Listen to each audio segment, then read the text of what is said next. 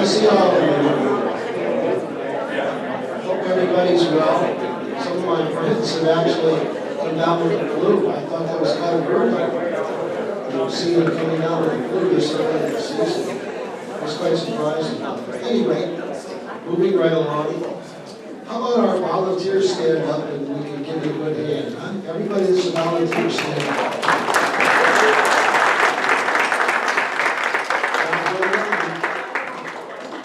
Without all you good folks, we wouldn't be here, that's for sure. Okay, who's going to Chili's tonight?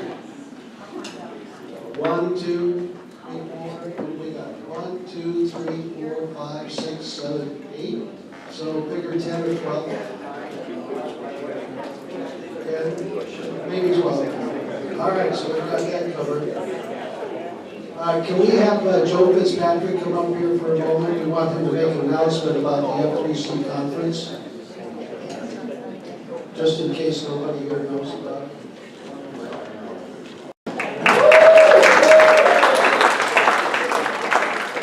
Hi, I'm Joe Fitzpatrick. I'm the president of the Florida Camera Club Council.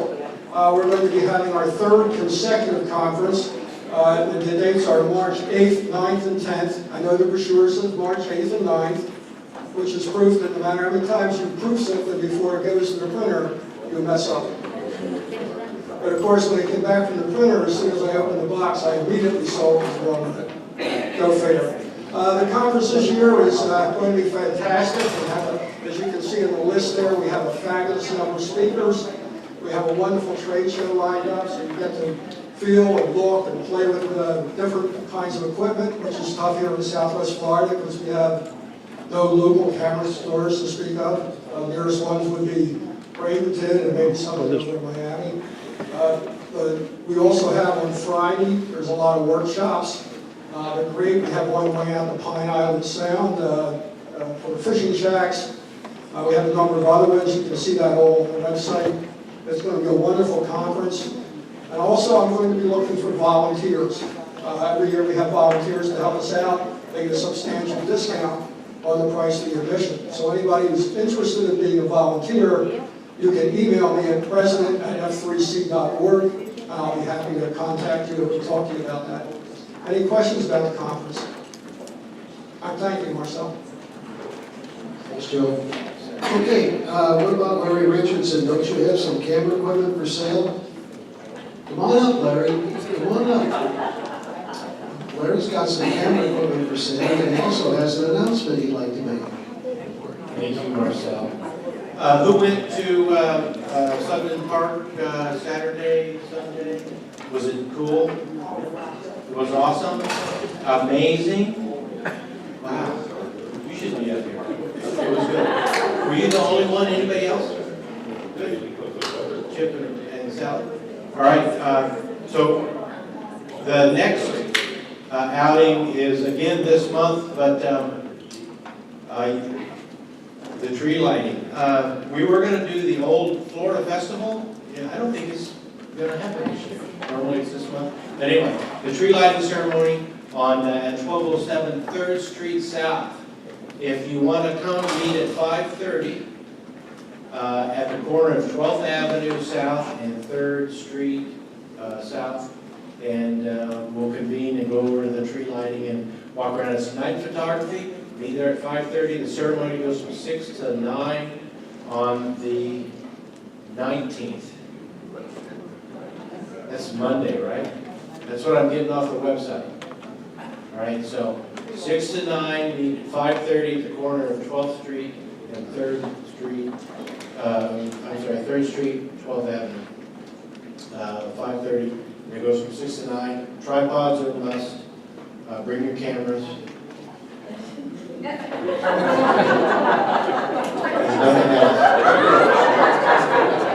Tell us about your camera equipment. I have camera equipment gently used. If you've been around me, you know I take care of my equipment. I have those. You should buy them. Okay, it's right over there on the table if anybody has an interest in, okay? I've got a note here, Lightroom, and who was it that was going to make an announcement about Lightroom? There we go. Okay, here we go. I'm Mike Schleider, if you don't know me. And we've had tremendous response to the Lightroom user group, so what I did is I started experimenting with 2 sessions on Thursday nights with the 4th Thursday of every month. But that's Thanksgiving this year, so I sent out 16 notices this month if you haven't already gotten them. The good news is I'm only doing 1 class and it's already full, sorry. So if you still want to attend, it is on Tuesday at 4 o'clock. Send me a response and give me your phone number, because in case somebody doesn't come, I will call you. And it'll be short timing, so you gotta respond quickly, otherwise I'll go down the list. And on next month, we will have our normal dual meeting in December on the 27th. That's the 4th Thursday. And, oh, by the way, for those who are coming to the meeting this Tuesday, we're going to be discussing how to use Lightroom to make your holiday pictures look great. Don't ask me what that means. I have no idea. I thought it sounded good. Anyhow, see you there. Way to go, Mike. Thanks. And the lighting workshop, we've got an announcement about that as well. Yes, the lighting workshop is going to resume in December. The one in November could not take place because the instructor wasn't able to make the meeting. So the 3rd Monday of December, I'll be sending out a notice for you to sign up for that, the lighting workshop. All right. Are we ready for members in the news? Can I do another workshop without? Oh, yeah, sure, but we can get to that now, or do you want to go in? Whatever makes you happy. Of course, we're going to have announcements. Oh, in that case, I'll wait. I thought you were back. No, I'm not finished. I'm just breaking up a little bit. You guys are getting bored and starting to fall asleep, so I'm changing the pattern. I woke you up, didn't I? Hey. It's like, oh, wait a minute. I wanted to say something. So I thought I'd just change it up tonight, get your attention. That means I'll probably make a lot of mistakes, right? Okay, here we go. Members, you can click it for me. Go ahead. Our David, Everglades Loop, Sweetwater Overlook, is that what it is? December Nature Photo Essay, Gulf Shore Light. Cool, hardcover version. Beautiful. Congratulations, Art. He's not here tonight, but give him a big hand. Okay, I can't read it. Dottie Danforth, Marching to His Shadow. Cool picture, I like that. And that's accepted for an international juried show at the Photo Place Gallery, is that what it is? In Middlebury, Vermont? Got it, okay. Let's give her a big hand.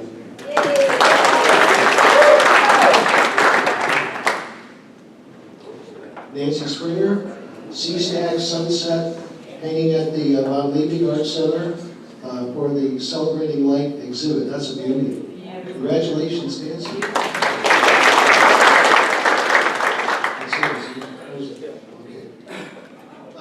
Nick Lorenzo sent a picture, and he's down in Mexico. I think he's in Mexico City right now, taking some pictures of some of the caravan boats. And he sent me a picture that he wanted to have displayed tonight, but it came in too late.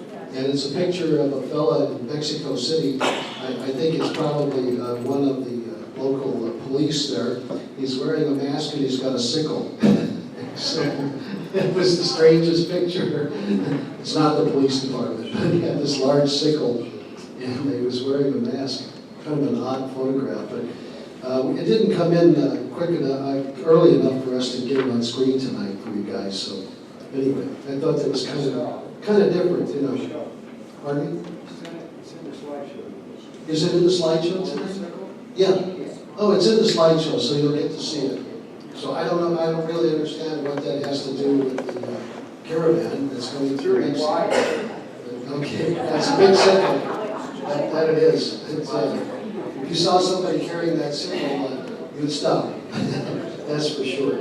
Okay, do we have any public announcements? All right, come on. Yeah. Calm down. Hi, I'm Little Dicky Tyndall. And you're gonna get your fill of me tonight, I promise. However, I'm here to tell you that in the month of December, the PUG, that is to say the Photoshop Users Group, meeting is on the day after Christmas. I have grandchildren. I will not be there. So, we're going to hold our PUG meeting on the 19th. So instead of the 4th Wednesday, it'll be the 3rd Wednesday. And once you want to get beyond Lightroom, get into the real meat of the matter, you're more than welcome, from beginner to far advanced. See you all and have a great Thanksgiving. Okay, and I think we're probably going to talk about the hanging of the photographs. Is that right? Not quite. Okay, almost. All right, so we have a art show coming to the Von Liebert. I don't know if I said that right. Von Liebert. Big. Sorry. Anyway, so we have a lot of discussion going on about the size of the pictures. And I just want to give you a bit of information about how we decided on the size of the pictures, and then you can decide which one it is. First of all, we are not in the main gallery. We are in a smaller room. I think it's Gallery 4, which is 104, which is a small classroom. And so we don't have a whole lot of pictures, a lot of room as much as we would if we were in the main gallery. So that's one of the reasons why we're trying to keep the pictures a little smaller. Right now we're at 20 by 20, as the biggest we want. Secondly, is Jack from Naples Art Association suggested we keep the pictures small enough that they can fit them in a suitcase. You're more likely to sell a picture that's small that somebody can take home in a suitcase than if they have to buy it and ship it home. They don't want to spend the money. So I was just talking to Sunny about this.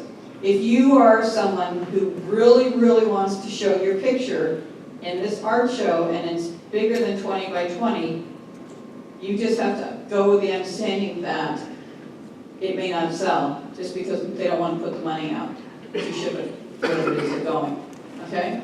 Secondly, or thirdly, or fourthly, they're going to charge a 30% commission on the sale of your picture. So whatever you're going to sell your picture for, take that into consideration when pricing it. Now, so the submissions must be in November 18th by midnight, Sunday at midnight. And again, you can, I don't know how big do we usually take the picture, Sonny? How big? 20 by 30. If you insist, if you really want to put a 20 by 30 in, that's your prerogative, but just understand that the chances of it selling are going to be lower than if you put one in that was smaller, okay? And so I'll send that information out to the club again with the size of the picture so that everybody can decide what they want to do. All right, thank you. Okay. What else? I've got a 48 by 60 I'm going to be hanging.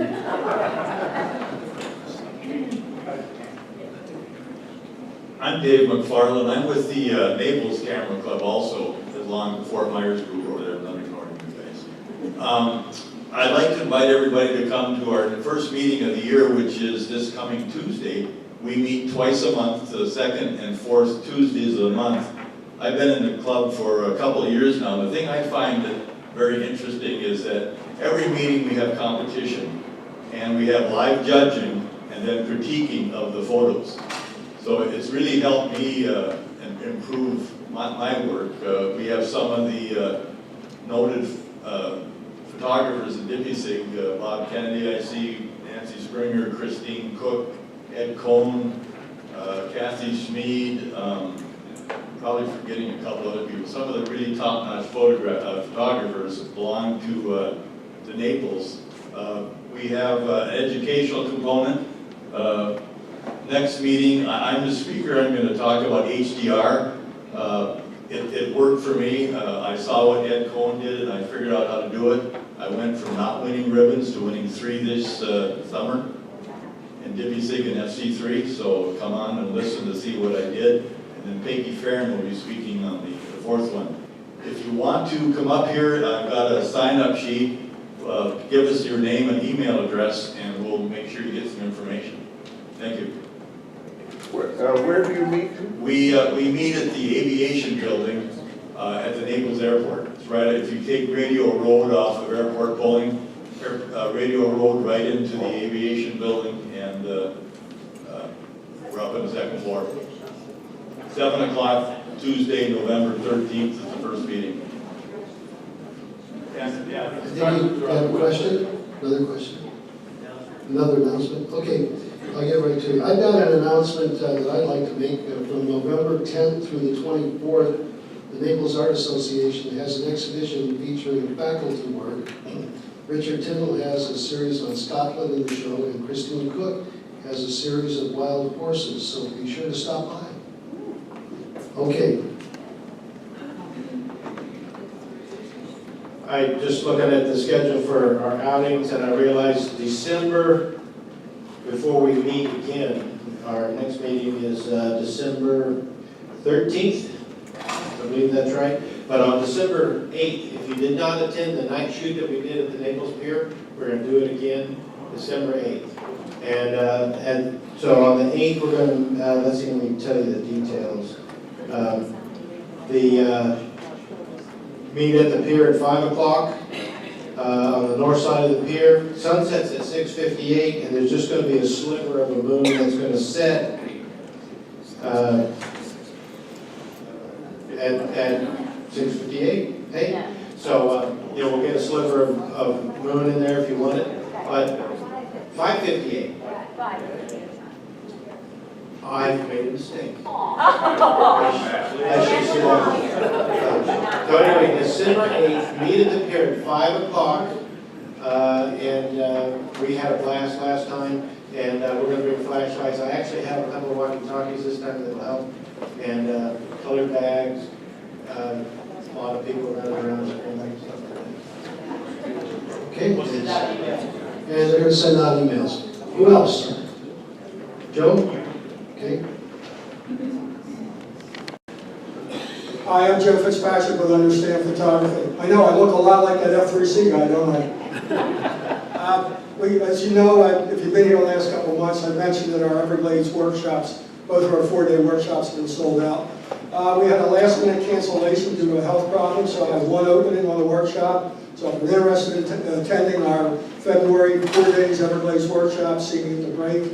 In addition to that, we have a lot going on this year, other multi-day workshops, single-day workshops, classes in our training center. All that's available on our website, understandphotography.com. There's business cards over here and information. Plus, if you'd like to get on our mailing list, we send out a mailing once a month or so, about 3 weeks at this time of year.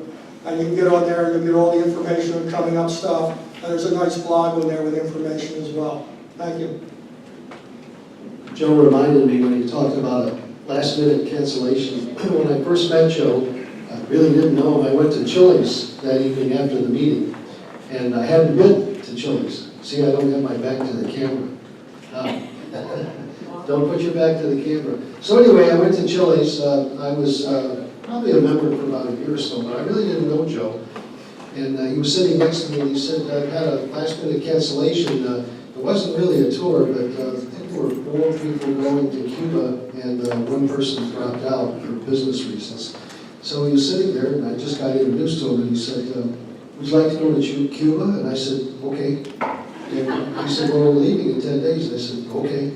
I said, what do I have to do? So he was pretty surprised. Anyway, who else? Do we have any other announcements? That's it? Really? Oh, we do? Okay.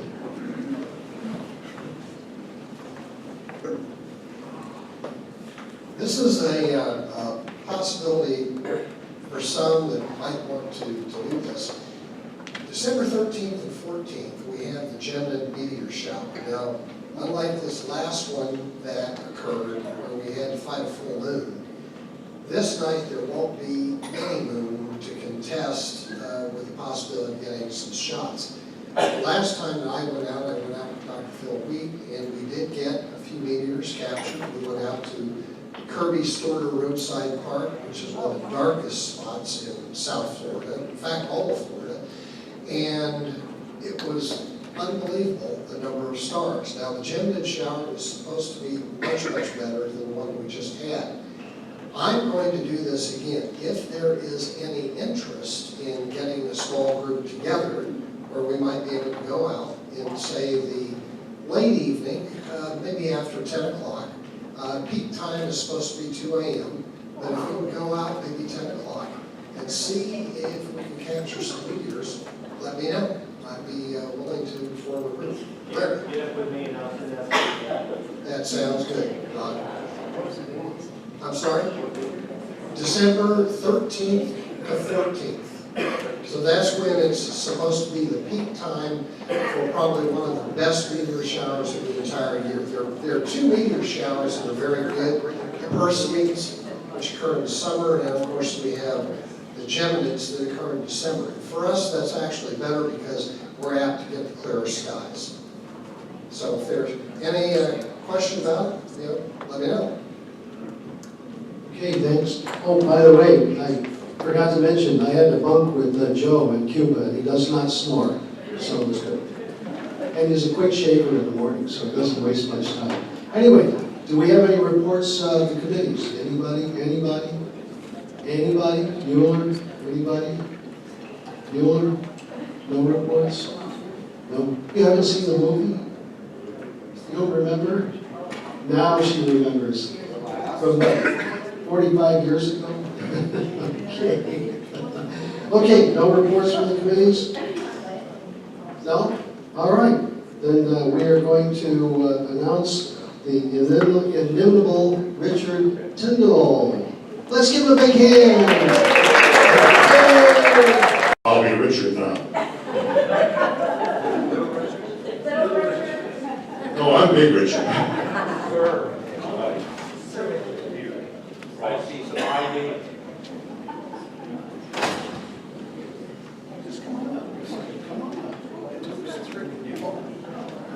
Following directions, I tell you.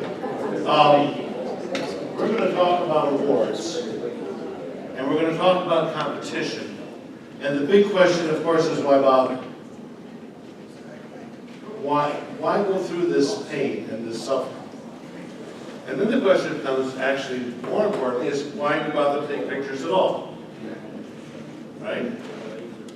So, the classic reason is, I was here. So I've got a picture of me in a sign next to San Antonio or Havana or some other place. I was here. And the place looked like this. The weather was kind of beautiful or rainy or ugly. And I was with these people. All of us went through our childhoods watching 40-minute slideshows of these kinds of pictures. Do you remember those? They do not win awards. Next slide. So, it comes down to some other questions. Who are we? Why do we take pictures? What do we want to do with our photographs? Do we want to inform or share or record, or do we want to move the user? I'm thinking that picture with the suns. Grass cutting machine, side, sickle. With a sickle is probably meant to move people. What is our intent? What's intent? Anybody. Purpose, the reason for doing it. The purpose for doing it. And is sharing it important? And this becomes to the crux of competition. I read a report the other day that said, in 2017, there were more photographs posted than had ever been posted in the world in just that 1 year. The great news there is most of those photographs were really lousy. So it doesn't take a whole lot to stand out. Competition helps you stand out. Why? It requires that you think about your program and your pictures and the intent with which you take them. You have to think about that. Then you have to pick the best of them, and then you have to belly up to the bar and you have to share them. In sharing them, you're forced to look at other people's pictures. Is mine better? Is mine worse? What can I do to make it better? If you make it a little bit better out of those billions of photographs that are on Facebook and Instagram and all that other stuff, where are you going to come to? You're going to rise to the top. You're about to see a whole pile of really good photographs that are winners for this fall competition. You're going to see the top 25%. The bottom 75% weren't slouches. This club puts out an incredibly high product. Just ask those of us who are always disappointed that we don't win. It breaks my bloody heart. So, if you want to get better, you've got to have more intent. You've got to put forth some effort. And this is a nice, fairly stress-free way to do that. Next slide, please. There are always two people in every picture. The photographer, and the viewer. And I would tell you, without the viewer, it's like winking in the dark. We all have boxes and boxes and boxes of slides, old pictures, and a few hard drives full of crap that no one will ever see. So, Ross?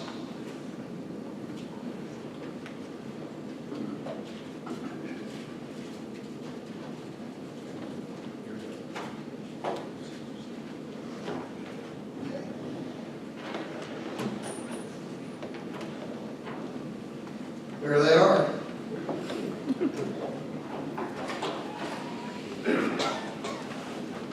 Oh, I forgot. I still had more to say.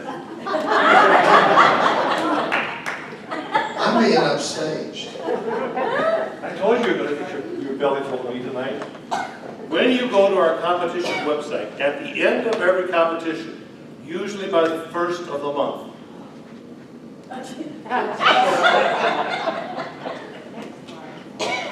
at the end of the competition, usually at the 1st of the month, you will see, I need that slide back, please.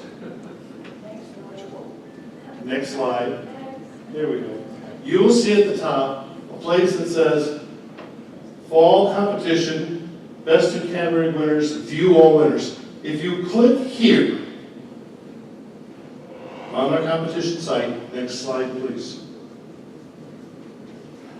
you will start to see all of the winners by ribbon, by category, by name. And that shows up normally by the end of the month. So it's there. All you have to do is go take a look. Now you can talk.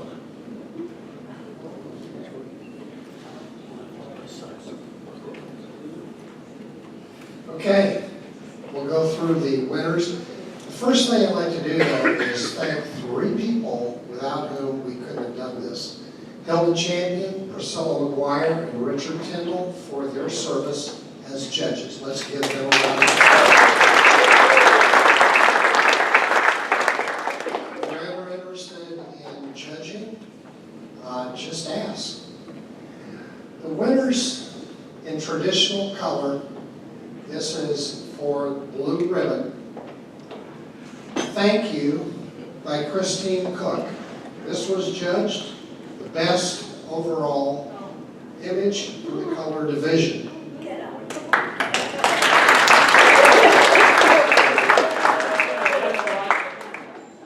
The next image that we have is one that was taken called Good Morning America by Richard Zelenka. Also blue ribbon. Is it? Charles Slayton.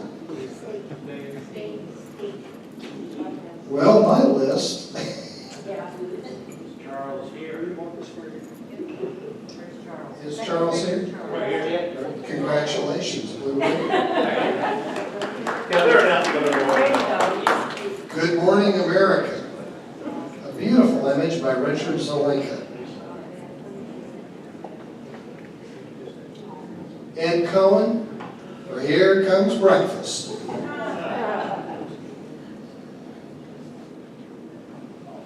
This was one I shot called Pokegma Sunset. Harold Heffernan for Mom and Baby. Wonderful depiction. Moraine Lake Sunrise, Richard Johnson. Boy, it was beautiful. Up and Up by Hilda Champion. Now we move to traditional color, the yellow ribbon. Fred Krieger, Big Wheel. Black Water Lily, Paul Osborne.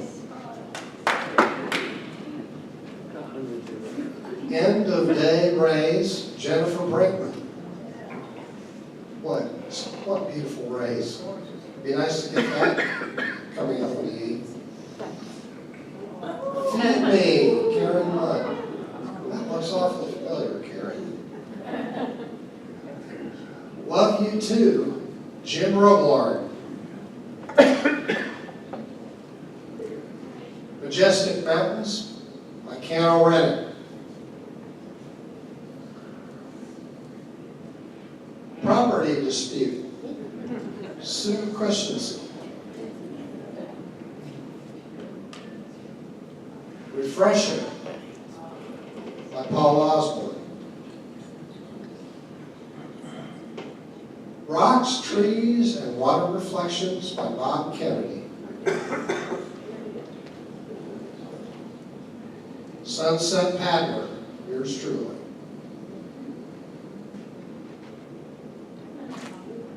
Turn Dive, Merrill Lorenzo.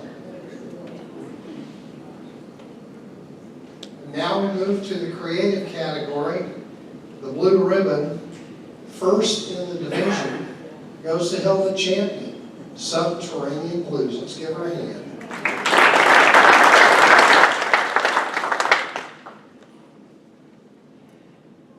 Butterscotch Rose by Christine Cook. Floral Rosie by Karen Lund.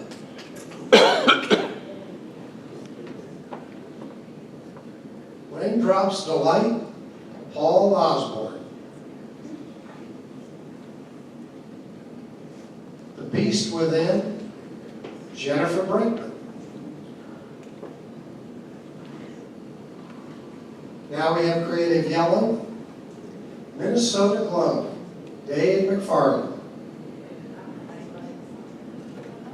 My Shining Light, Evelyn Perez. What is that glow? Side by Side Duel, Ross Owen. Now to Monochrome Blue. We have Best in Category, Merrill Lorenzo, and Nesting Supplies. Congratulations, Merrill.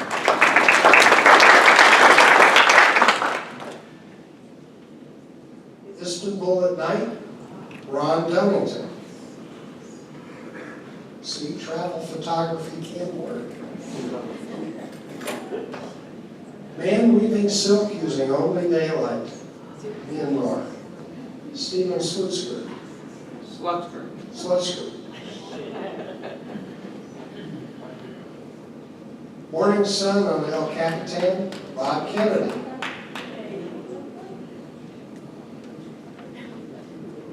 Finally, to the monochrome yellow, Iron Muscle, Richard Tyndall. Looking Up, Richard Zelenka. Snow Leopard, Merrill Lorenzo. Start Your Engine, Richard Tyndall. Wide Angle Symmetry by Dave McFarland. And that is a group of winners. Thank you all. And I will have the ribbons available when you're here at the break.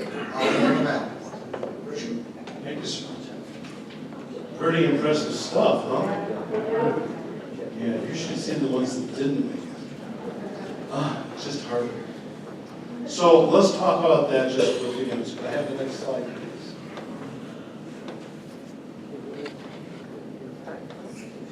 What do we judge on? 3 key things: impact, composition, and technical skill. All the ones you saw exhibited all those 3. Technical skill is a gifting with modern cameras. You've got to really work to screw up. But people manage. So it's there, and the judges look at that, and oftentimes, unless it's an artistic thing that you've done, it's a disqualifier. Just keep that in mind. So the other 2 that are important are impact and composition, and the 2 are parts of the same coin. The reality is that you have 3 judges, and we have roughly 150 pictures. They're not going to spend a lot of time. When F3C runs a contest, we have 600, 700, 800 images. 1,200 images. 1,200 images, and fatigue sets in.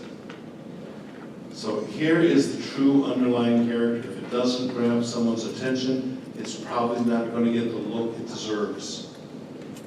You have to work with impact, and there's a gazillion tricks to do that, but keep that in mind. One of the tricks we used to use in publishing, if you can get someone to stop on the page to look at the graphic, they might read the closed caption, then they might read the article. You have to catch people's attention, pretend you're advertising. Because in reality, when you're talking with a photograph, there are no words. Most people don't even look at the titles. Can I have the next slide, please? Do we have impact? Does it surprise you that this one won? No, not at all. It has impact. It has good composition. It tells a story. You say, well, what's the story? Can you make up a story to go with this picture? Does one leap to your mind? Immediately, unbidden, the story comes forward. It draws you in. Is there action? Is there motion? Is there... I keep losing words. I'm just... Must be time for a birthday or something. But there's action, there's movement, there's story, there's empathy. We can crawl right into it. Beautiful composition, nice colors. Nice, warm colors. Let's try another one.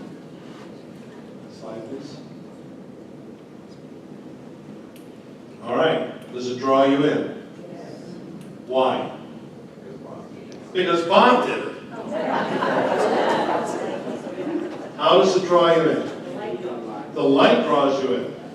The light draws you in. We look for light. We look for things that are in focus, that are sharp. We look for contrast. Contrast is the big deal. So it draws us in. When it draws us in, can you picture yourself there? It just told you a story. We stopped by the river's edge and we looked up at the waterfall. Bang, there's a story. There's motion in there. Just lost that word again. Gesture, that's the word I was looking for. There's a gesture there. The gesture here is caused by the water coming down. And then we tell the rest of the story. We're told where to look. Many of the photographs that don't make it, it becomes difficult to determine what the picture was about. What's the subject? Why did you take it? It was taken without intent. Most of us start shooting by shooting whatever the spirit moves us to take a picture of. We don't think about it, we just stand. And for a long time, that's pretty good. But at this level, that doesn't make it much anymore. Because you have other people who are stopping and thinking about what they want to try and say. How many of you can remember back, one of my grandchildren is in the 3rd grade. In the 3rd grade, they start writing little stories. 5 words. Maybe. Can you remember back when you or one of your children was writing 5 and 10 word stories? How did you get better? How did they get better? Practice. Now, not just practice, because you can practice bad stuff. All you have to do is watch me with the baseball. I practiced. But I practiced by myself, which made it very hard to catch balls. You have to practice, and you have to practice with feedback, people that are usually better than you. Competition does that for you. You practice. You look at what made it and said, I took a picture like that. Why didn't mine win? Well, if you didn't enter, that's why it didn't win. But if you can look at this and begin to say, oh, this is what he did. You can begin to read the photograph. Read the photograph. I'm going to suggest that if you're interested in entering a competition, that you think about it. You decide what you want to take. You try working on it. You might try it in black and white. You might try it in color. For sure, look at it upside down. And then give it to somebody who does not have to worry about incurring your wrath or making you cry. Have somebody else look at it and give you some feedback. If I show it to various people in my family, most of them are kind enough to my feelings that they don't tell me how god-awful things are, unless I'm truly going to embarrass myself. Show it to somebody else. Show it to somebody you respect. Let them help you along the way. Put a few in. We're about to see after the break a slideshow that people put in pictures that they thought were pretty good, or they wouldn't have shown them to us, would they? Nobody who enters into a contest puts in stuff that they think is junk. Right? All of them put in good stuff. So look at it, see what it is. As you watch these photographs that we're going to have later on through the show, they're going to show you different things that different people do. Can I have the next picture, please?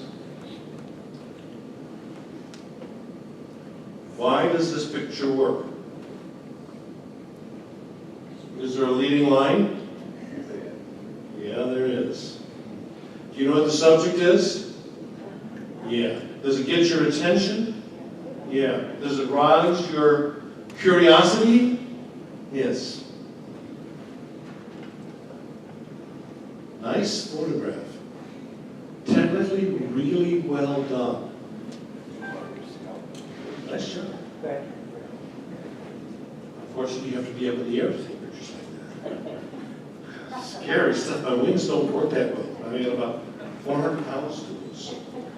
Can we look at the next picture?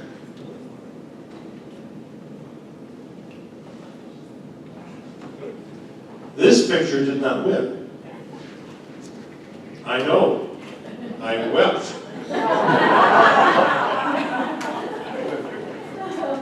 It's a good picture. It's technically superb, I promise you. I stay up nights worrying about that kind of stuff. Why didn't it win? Is there a gesture? No. Is there a story? Yeah, maybe. It could be. Do you know what I'm taking a picture of?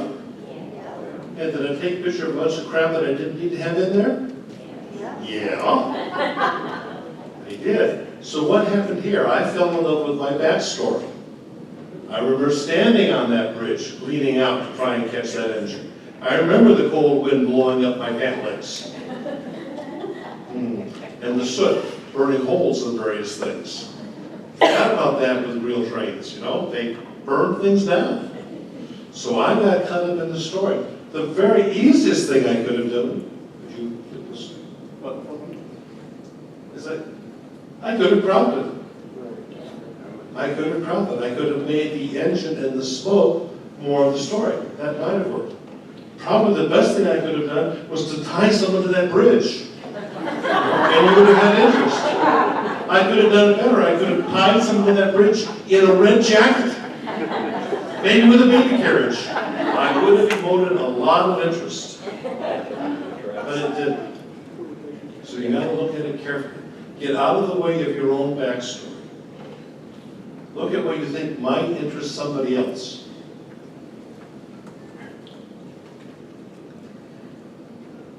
I spent my career as a landscape architect.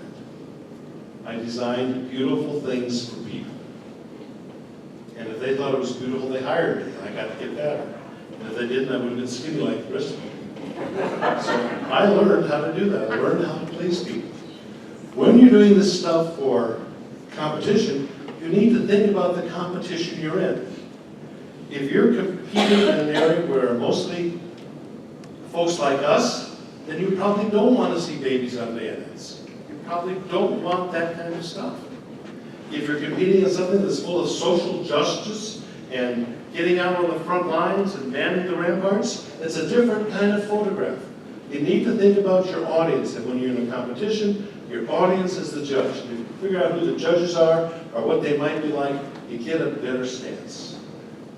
I have read through many of the mentors, people that I greatly admire, that they do not get themselves involved in competitions because it stifles their art. I'm not good at that. Most of you are not that good either. Part of what we're trying to do here is to make pictures that people want to see. And to do that, you need to think about your audience. Think about what will grab their attention. Think about what will resonate with them. Try and tell a story. Make it very clear what you're taking a picture of. And with that, you'll do a whole lot better, my friends. Thank you so very much. See you in the next competition.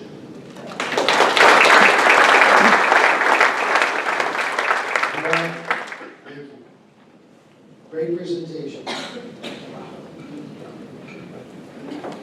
Well, it's just a few minutes early, but it's time for our break, so we're going to take a short break, and we'll be back in 20 minutes.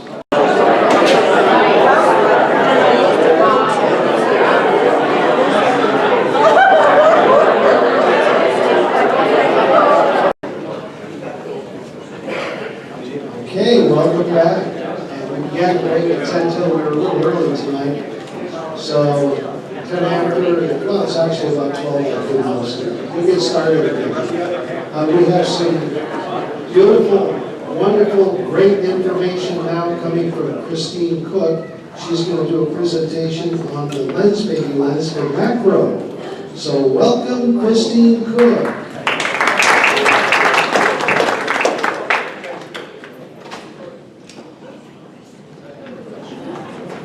Let me get set up. I didn't know he was going to start so early. Smack that in there.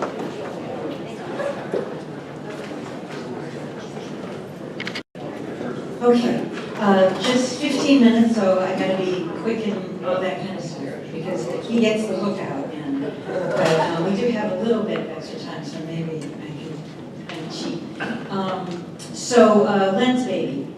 I went to Chicago to the Out of Chicago Flower Conference in August. And I didn't know what to expect, so I didn't convince anybody to go with me. I just went by myself.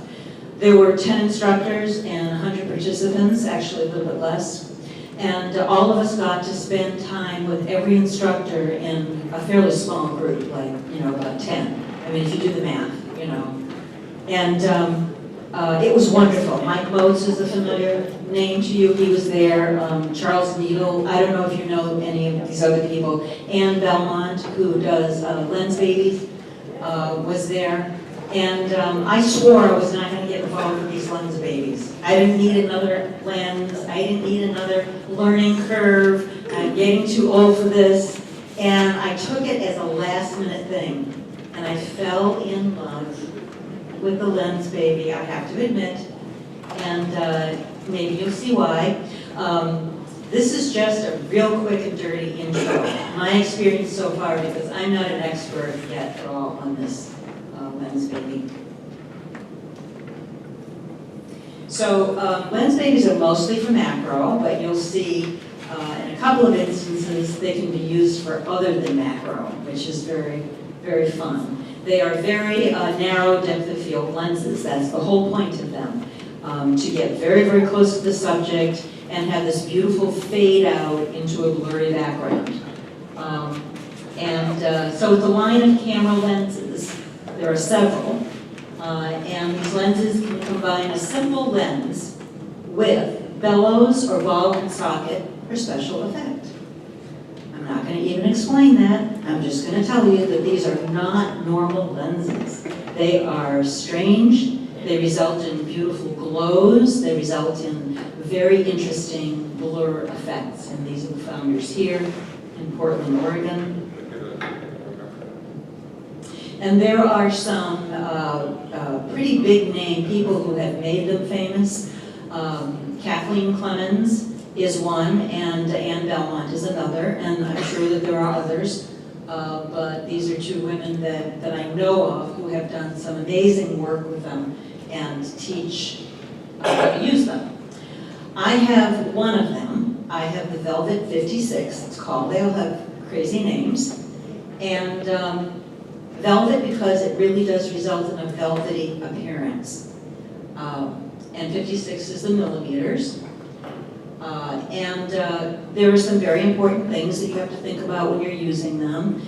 Because the focus is the key difficulty and benefit to this lens, you have to be very, very careful about getting a very good focus on the spot that you want focused on, or the edge, or the little design in it that you want focused on. So you have to have a very good setting on your diopter suited to your eyes.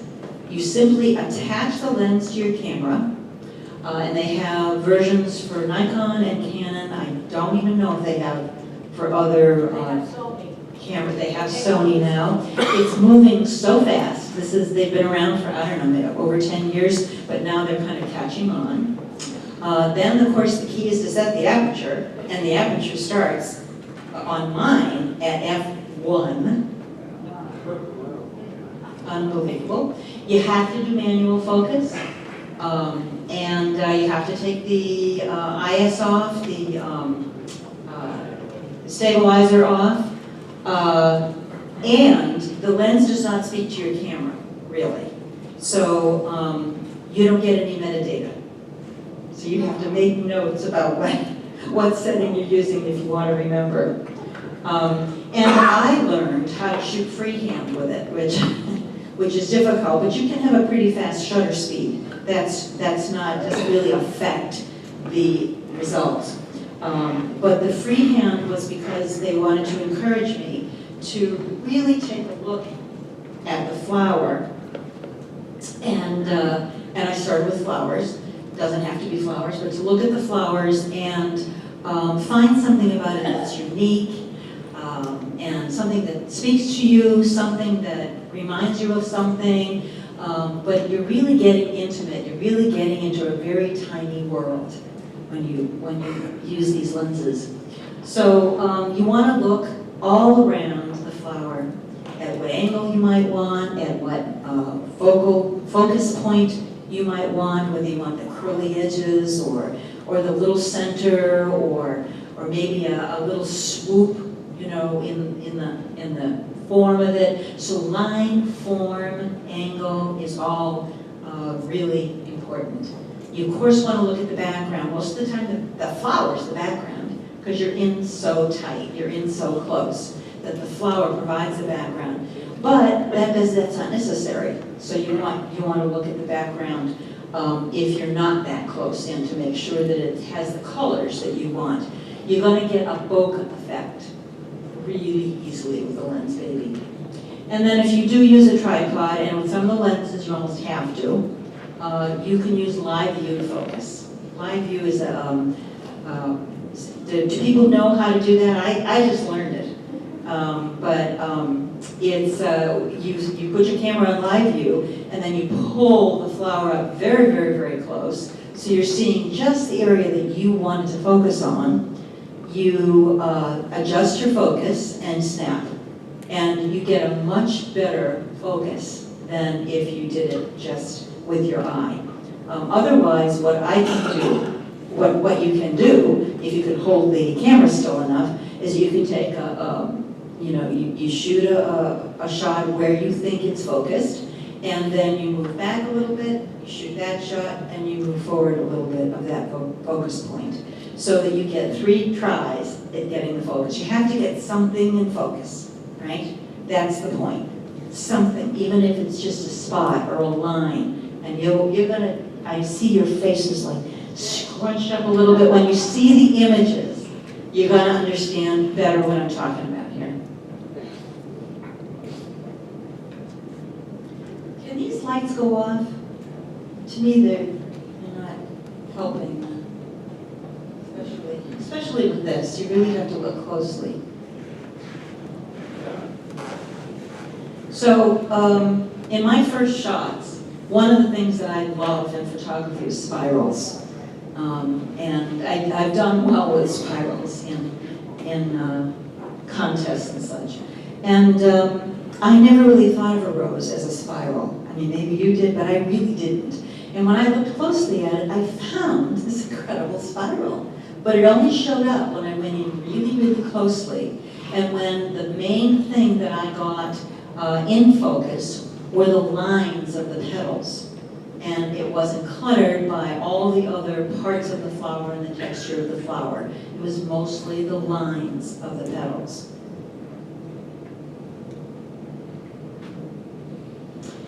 And I love dewdrops. I've always tried to get reflections of things in drops of water.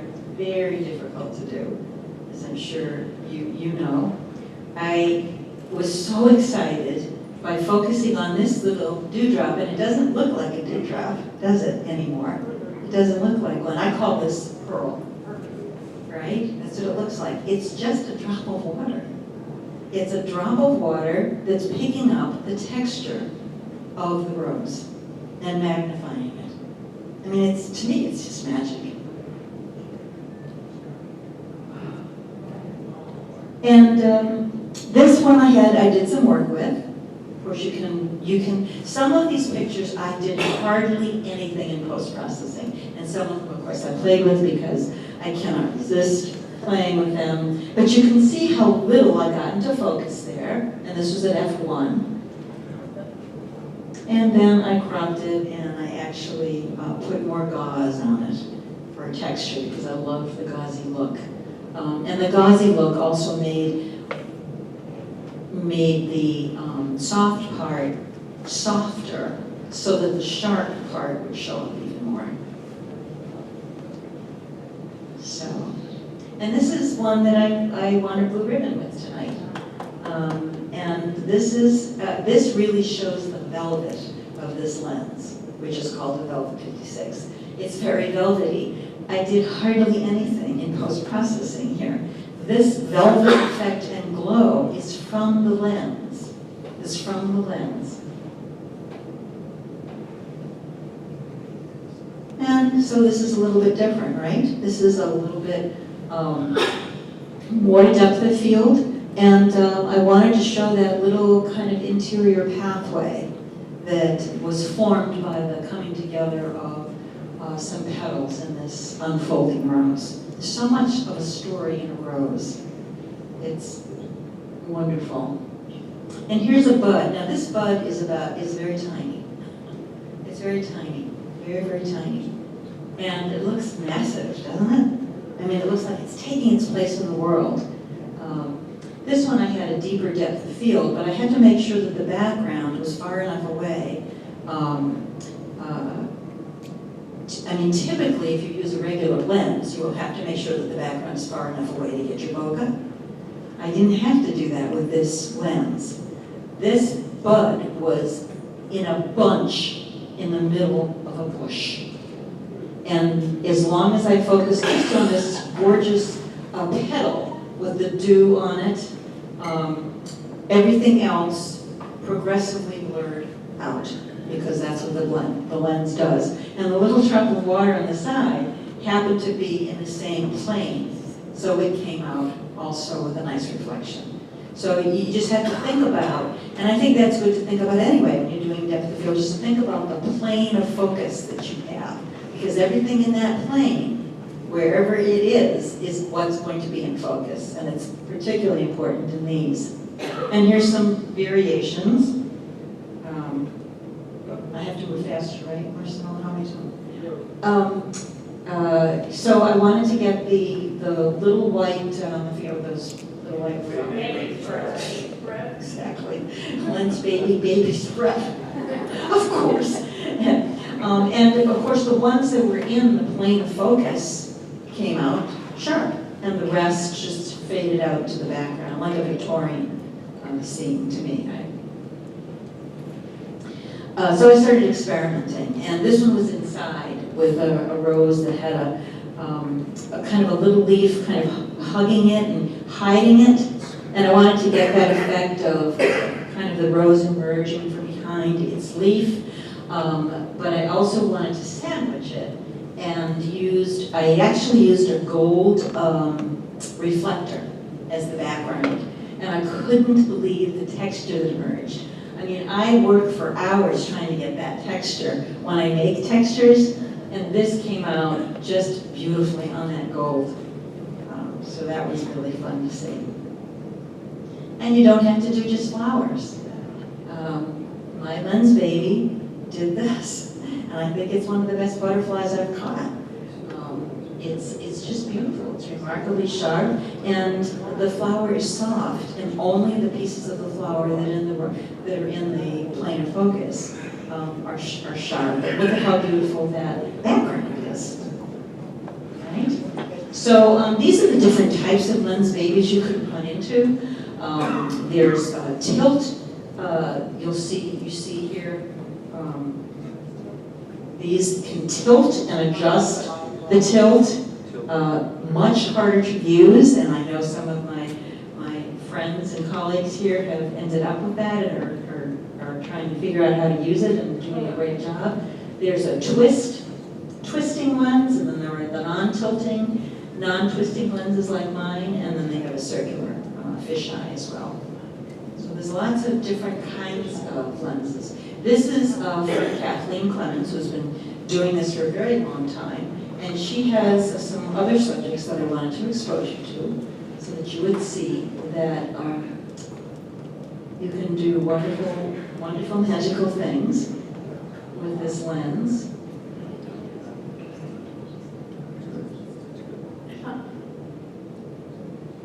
And even a landscape, which I'm really looking forward to doing, to playing with.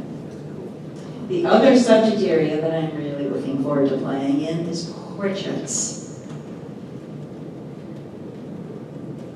And you can see her face is jutting forward, her arm is forward, sort of in the same plane as her face, but even the bottom of the jar is tilted back, so her hands, everything behind that plane is blurry. And then the farther back it is, the blurrier it gets and the softer it gets.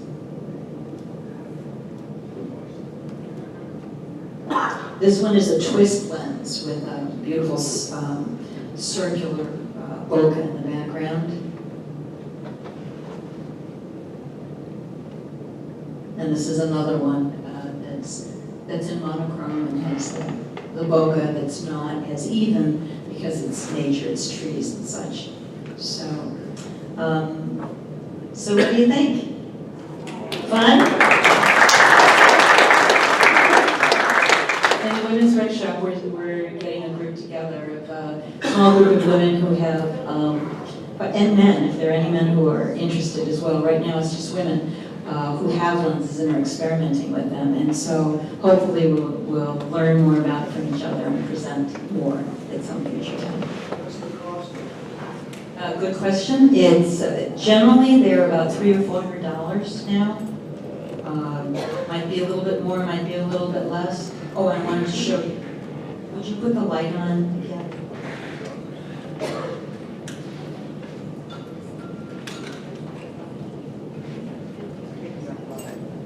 So this is mine. It's just a little lens. That's what it is. And it did all that magic. A very deep inset, and it fits right on there. And it does go up to, let's say it's 14, f14, and even higher, but there's no point really. The point of getting the lens is to use the lower, shallower depth of field. So very fun. Where did you get it? Lens Baby is a company of its own. You have to purchase it from Lens Baby. Yeah, you can get it. You can get it through B&H or Hansen, but they're all created by that company. Thank you. Is that correct? I guess I do have time. Could I ask the audience a question related to Lens Baby? Of course you may. Yes, I've been thinking of getting the Lens Baby for iPhone, which Kathleen Clemens, the flower photographer that recently mentioned, uses on Instagram all the time, and I didn't know whether anybody here has bought a lens maybe for iPhone. Evelyn wants to know if anybody is familiar with the Lens Baby for iPhone. Apparently there is one. Check out Kathleen Clemens on Instagram. Catherine Clemens is the one who has been showing these pictures on Instagram. Yeah. Yeah. So is there one that's the mother of them all? Is there one that's? The mother Lens Baby?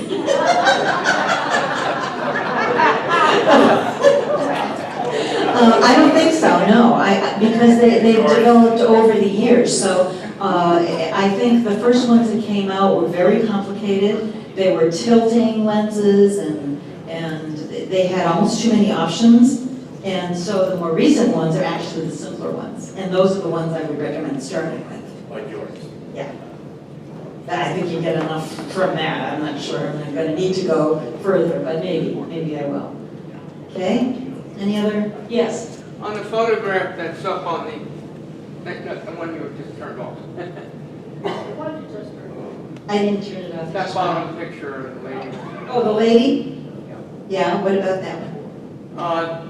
The background was sort of curved. Was Yes. That, you do that with your camera? No. I didn't think so. No. It's a twist. Twist lens. It's actually called twist. That's the name of the lens. It's a Lens Baby twist. Mine is a Lens Baby Velvet. And the other thing I wanted to ask is that the entire face was pretty sharp. Yeah. That's So they probably used maybe a 5 rather than a 1 or a 2 aperture. okay, so you shot at 1 and 2. I really wanted to use the Lens Baby for what it was designed for, although I did do an 8, the bud. How was an far 8. does the aperture go down on the lens face? 1. Mine does. I don't know about the other ones. The other ones might go lower. But 1 is, okay? So that's all I know right now.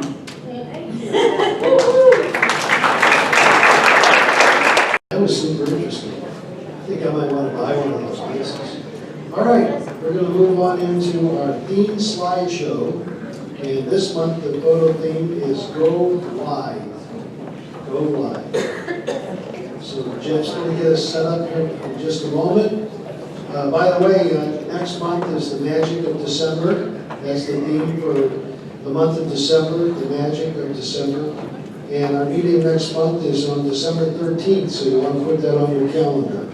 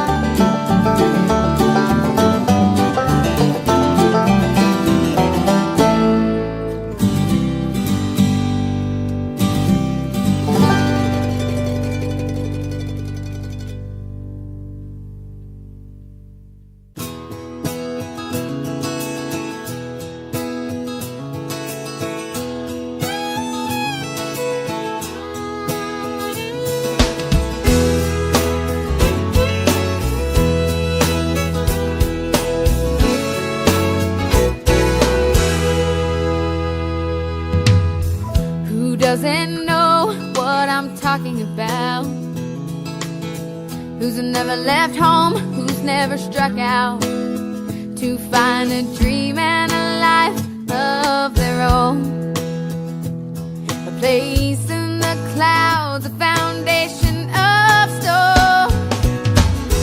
Many precede and many will follow. A young girl's dreams no longer hollow. It takes the shape of a place out west, but what it holds for her, she hasn't yet guessed. She needs wide open spaces, room to make a big mistakes. She needs new faces. She knows the highest stakes.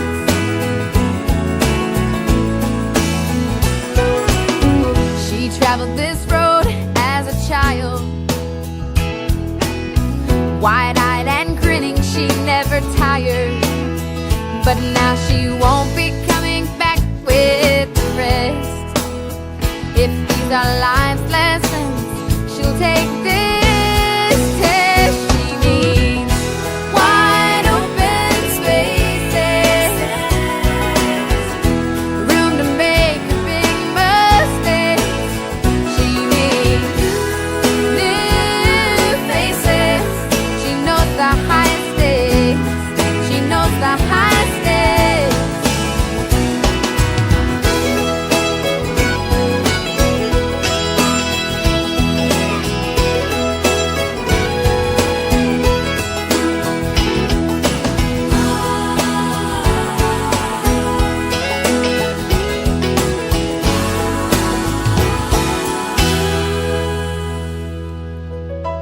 As her folks drive away, her dad yells, "Check the oil."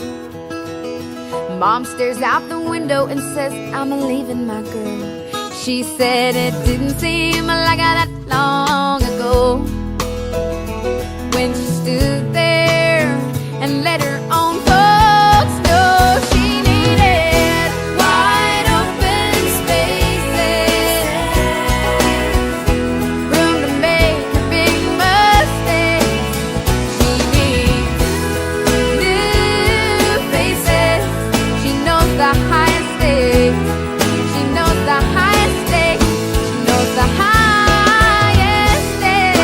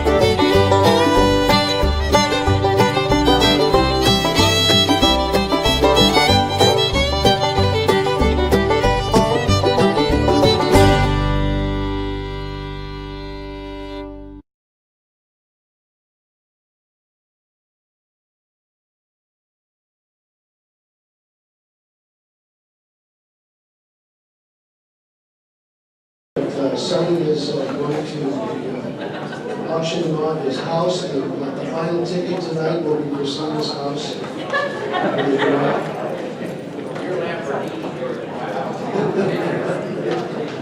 Okay, we've got some new members.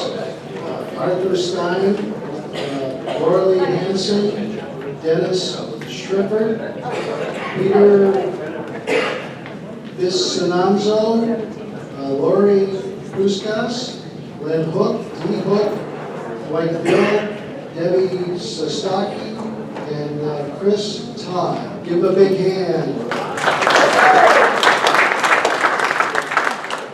Sure getting a lot of new members, aren't we? Boy, oh boy. Okay, here we go. Gotta put my glasses on for this one.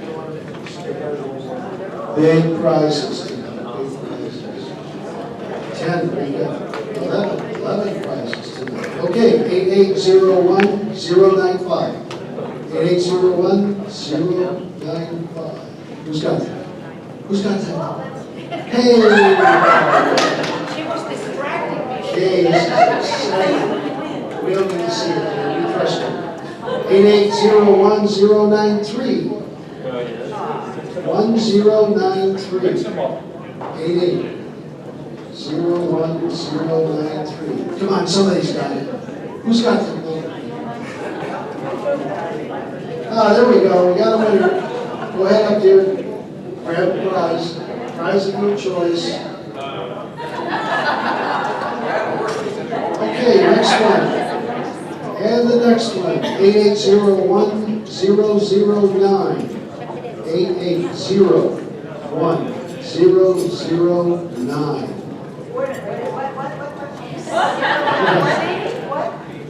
1009. Okay, we have a winner. Okay. 8801-087. 8801-087. Oh, there's another winner. By the way, December 13th is our next meeting. And once again, Magic of December is the theme. Everybody used one to put theirs in the bucket. So don't forget that. All right, next. Does it work? 8801-1169. 880-1169. 880-1169. You got it. There we go, another one. Okay. And 880-1162. Who's got 1162? There we go. Got another one. We're getting down here. Getting down to the last few. 880-1123. Who's got 1123? Raise your hand if you have 1123. 1123. There's a winner. Okay. Find something on the table. And head on up to the table there, grab a gift. 1104. 880-1104. Somebody, there we go, there's 1104. Two more. This is really getting exciting. Okay. 1165. Who's got 1165? Going once, going twice. 1165. Come on, somebody's got 1165. 880-1165. Who's got that number? Who's got that number? Nobody? Nobody has 1165? 1165 left, I guess. Okay. We've got to figure out how many hits we still left on the table. There were 11. 1, 2, 3, 4, 5, 6, 7, 8, 9, 10. So I guess we've got a couple more here. 2, 4, 6, 8, 9. Nobody for that one. All right, 8801, 1098. 1098. Who's got 1098? We're going to walk further back. There we go. There's 1098. Okay. All right, I think we've got two more prizes. Not to forget, Magic of December next month for the theme slideshow. Oh, and don't forget to roll up the string that you have around your neck and stick it in your little volunteer pocket there. I don't want to get in trouble for that. We gotta make sure we get the string stuck in there. Okay, 1124, who's got 1124? 1124, there you go. Okay, so there's 2, 4, 6, 8, 10, so we make sure, 2, 3 more gifts? All right, 1114, who's got 1114? 1114, 1, 1, 1, 4. 1, 1, 1, 4. Who's got that number? Anybody? Anybody? Bueller? Anybody? Nobody's got 1114? Okay, I guess we still need 1, 2 more tickets. Okay, 8801 096. So it's 1096. 1096. Who's got the last 4 digits? 1096. There we go. Okay, 2, 4, 6, 8, 10. There's 11. All right, so you can win. Still one up there. One left. They take yours. One left. All right, here we go. I guess we had 12 prizes. 880, 1108. 1108. Who's got 1108? All right, see you next month, everybody.